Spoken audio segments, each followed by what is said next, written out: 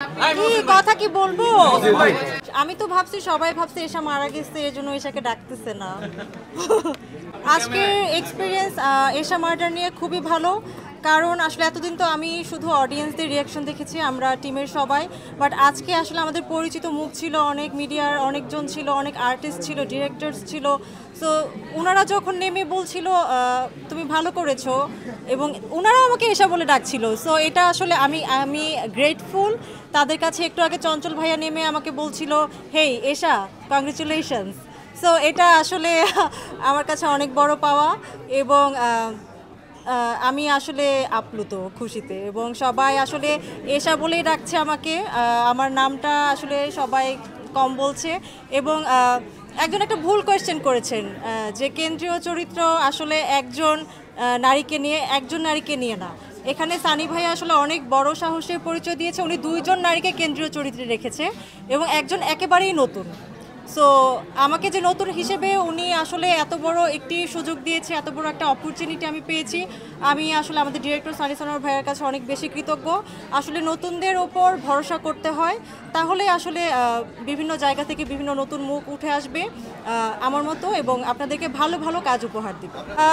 খুবই ভালো ছিল এক্সপিরিয়েন্স কারণ সবাই আসলে অনেক হেল্পফুল ছিলাম এবং এখানে আসলে নতুন হিসেবে আমাকে কেউ ট্রিট করেনি টিমে এটা সবচেয়ে ভালো দিক ছিল প্রথম দিন আসলে সবাই তো জানতো না আমি কী করেছি এরপরে যখন আসলে ক্যামেরার সামনে দাঁড়াই এরপরে আসলে পুরো সিনারিটা চেঞ্জ হয়ে যায় এবং সবাই আসলে হয় কি ভালো কাজ করলে হয়তো গুরুত্ব বেশি পাওয়া যায় সো এই জিনিসটা আমি ফিল করেছি সেটেও ডিওপি থেকে শুরু করে প্রত্যেকের কাছে সো আই থিঙ্ক এটা অনেক বেশি ইম্পর্টেন্ট এবং সবাই অনেক বেশি সাপোর্টিভ ছিল আমি আসলে ভিলেন শুধু ভালো করছে তার থেকে বেশি আমি খুশি মানুষজন এই ফিল্মটা পছন্দ করছে কারণ ভিলেন তো ফিল্মের একটা অংশ একটা চরিত্র হিসেবে যদি উঠে আসতে পারি এবং সেটা যদি ফিল্মের ভালো হওয়ার জায়গায় কন্ট্রিবিউট করতে পারে সেটা আমি আসলে সবচেয়ে বেশি পছন্দ করছি আর ব্যক্তিগতভাবে আসলে আমি খুবই খুশি যে মানুষজন একদল মানুষ আমাকে হেট করছে আরেকদল মানুষ আমাকে ভালোবাসছে বিকজ দুইটাই হচ্ছে বিকজ ক্যারেক্টারটা তারা বিলিভ করতে পারছে এটা আসলে অনেক বড় একটা প্রাপ্তি আর সব কিছু হয়েছে থ্যাঙ্কস টু সানি ভাই অ্যান্ড দ্য এন্টায়ার টিম একটুকে রিপন ভাই বলছিলেন যে সানি ভাইয়ের ব্রিফ এত প্রিসাইজ এত অ্যাকুরেট যে উনি একদম বলে দিয়েছে যে আমি এরকম একটা ক্যারেক্টার দেখছি জাজ এটার লুক অ্যান্ড ফিল এরকম ওর চিন্তাভাবনা এরকম সে এইভাবে অ্যাকশন করছে এরকম ভাবছে এত সুন্দর ব্রিফিংয়ের পর পারফরমেন্স করা যে কোনো একটার জন্য খুব সহজ হয়ে যায় আসলে আমি খুবই লাকি আমি খুবই হ্যাপি নির্মম হলাম কিভাবে নির্মম হওয়ার জন্য এই ক্যারেক্টারটা ব্যাকগ্রাউন্ড অনেক হেল্প করেছে ক্যারেক্টারটা কী দিয়ে গিয়েছে যারা ফিল্মটা দেখেছেন তারা আসলে জানেন যে মানুষজন কখন একটা ভিন্ন দিকে তার মানসিকতা চলে যায় সে হয়তো আবার সাধারণ মানুষের মতো থাকে না তার মানসিকতা পরিবর্তন ঘটে সব কিছু ঘটে আসলে পরিবার থেকে শুরু হয় সো সেই কনটেক্সটটা এগেন সানি ভাই আমাকে হেল্প করেছে বোঝার জন্য আমি সেটা ধারণ করার চেষ্টা করেছি ব্যক্তিগতভাবে আমি নির্মম নই আমি চেষ্টা করছি সবার সাথে সুন্দর করে কথা বলার বাট ক্যারেক্টারের জন্য আমাকে নির্মম হতে হয়েছে থ্যাঙ্কস টু সানি ভাই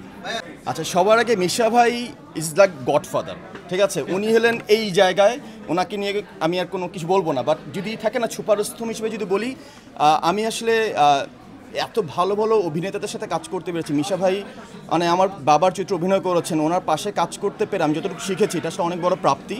আর যতটুকুই হোক এই ক্যারেক্টারটার ব্যাপ্তি আসলে বিষয় নিয়ে যেটা বলছিলাম আমি যতটুকু কাজ করতে পেরেছি থাকে না একজন অনেস্ট অ্যাক্টর হিসেবে পারফর্ম করতে পারা এবং মানুষ সেটা ভালোবাসতে পারছে এর থেকে বড় অনুভূতি বা প্রাপ্তি আর কিচ্ছু নেই আমি খুবই খুশি এটার জন্য আমার যা ভালো লাগে তা শুধু আমার রক্ত মাংস ছাড়া শুধু হাড্ডি পেলেও তা আমার আমি আসলে থাকে না ওপেন ফর এনি রোল এটা ভিলেইন হোক অ্যান্টাগনিস্ট হোক বা যে কোনো ক্যারেক্টার একজন অভিনেতা যেটা রনিক রূপন ভাই খুব সুন্দর করে আর্টিকুলেট করেছেন জলের মতো সামনে যেই ধরনের কাজ থাকবে আমার চেষ্টা থাকবে ওই কাজটায় মিশে যাওয়া যেটা অনেকে বলছেন না যে এরকম তো দেখিনি কেন এইভাবে নির্মম কীভাবে হতে পারলে নির্মম সো সামনে হয়তো নির্মমের জায়গায় আমি খুব সুখম হব যেটা ক্যারেক্টার ডিপেন্ড করবে I be open for that actor যেটা আসবে সেটা অসাধারণ অসাধারণ আসলে আমাকে যেটা হচ্ছে গতকাল কিছু আপুরা বের হয়ে তারা আসলে আমার কাছে আসছিলেন না বুঝতে পারছিলেন তারা আসলে আমাকে ভয় পাচ্ছেন আবার আরও কিছু মানুষ তারা আসলে আমাকে জড়িয়ে ধরে কাঁদছিলেন বিকজ কি হয়, একটা চরিত্র তো ফিল্মের একটা অংশ, তারা ফিল্ম থেকে যে মেসেজটা নিয়ে গিয়েছে, বাংলাদেশের বর্তমান সমাজ বা যেটাই বলি যে পুরুষ এবং নারী আমরা সমান ভাবলেও কিছু কিছু ক্ষেত্রে তো অনেক নিপীড়ন ঘটছে, তারা আসলে এই ফিল্মটার এই মেসেজটা নিয়ে গিয়েছে যে আসলে কিভাবে একটা ফ্যামিলি হোক বা সব জায়গায় পুরুষ এবং নারী একসাথে থাকতে পারে, সেই পারস্পরিক সম্পর্ক এবং সম্মানটা বজায় থাকে, নারীদেরকে আগলে কীভাবে রাখতে হয়, এই পুরো জিনিসটা আসলে তার এই মেসেজটা নিয়ে গেছে। আমি খুবই হ্যাপি যে আমি সেই মেসেজ দেওয়ার একটা পার্ট অফ দ্য ক্রু, এটা আসলে আমার অনেক বড় একটা প্রাপ্তি, আমি খুবই হ্যাপি। আমি আসলে এখানে ভাইয়া আছেন যে আমি যতটুকু পারফর্ম করেছি, এই পারফর্মটা যদি আমি 50 দিয়ে থাকি, বাকি 50 মিলিয়েছেন ভাইয়া, বিকজ ক্যারেক্টারটা এন্টার ব্যাকগ্রাউন্ড স্কোর উনি করেছেন। আমার রিকোয়েস্ট থেকে আপনার প্লিজ ওনাকে প্রশ্ন করুন। আসলে অ্যাকচুয়ালি এটার জন্য ক্রেডিট হচ্ছে সানি স্যার, আমার বন্ধু সুমিত। তো ও আমাকে যখন ব্রিফ করলো যে একটা গান হবে এমন ডিজাইনের যে গানটা শুনতে কখনো মনে হবে যে এটা একটা আইটেম গান, আবার কখনো মনে হবে যে না এটা আইটেম না, এর ভিতরে কিছু থ্রিলিং ব্যাপার থাকবে। তারপরে ওনার চরিত্রটা ব্রিফ করলো, তারপরে ছবির গল্পটা টোটাল আমি জানলাম যে উনি মানে ইন্ট্রোডিউস হওয়ার পর থেকে ফুল একটা সাইকোপ্যাথ, একটা সিগনেচার মিউজিক দিয়ে পুরো ছবিটা শেষ হবে আর কি, ওনার উপরে মানে সেকেন্ড হাফে গিয়ে গল্পটা গড়ায়। তো সেই জায়গাটার থেকে আমি অনেক এটা নিয়ে আসলে একটু গবেষণা করতে হয়েছে। বেশ কয়েকদিন সময় লাগছে আমার, প্রায় 15-20 দিন সময়।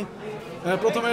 অনেকগুলো করছিলাম সাউন্ড, পরে সুমিতের পছন্দ হয় না, না এরকম না এরকম না এরকম না, করতে করতে করতে করতে হঠাৎ একদিন মাথায় আসলো যে এরকম মিউজিকটা হতে পারে, ট্যাং ট্যাং ট্যাং ট্যাং ট্যাং ট্যাং ট্যাং ট্যাং ট্যাং, দেখবেন যে এরকম সাউন্ড। পরে সুমিতকে যখন রাতে হোয়াটসঅ্যাপ পাঠালাম যে বন্ধু শুনে দেখো যে এটা কি যায় কিনা, পরে দেখলো যে সুমিত মানে একবারে পছন্দ করলো, তারপরে তো বাকিটা সিনেমাতে ইউজ করা।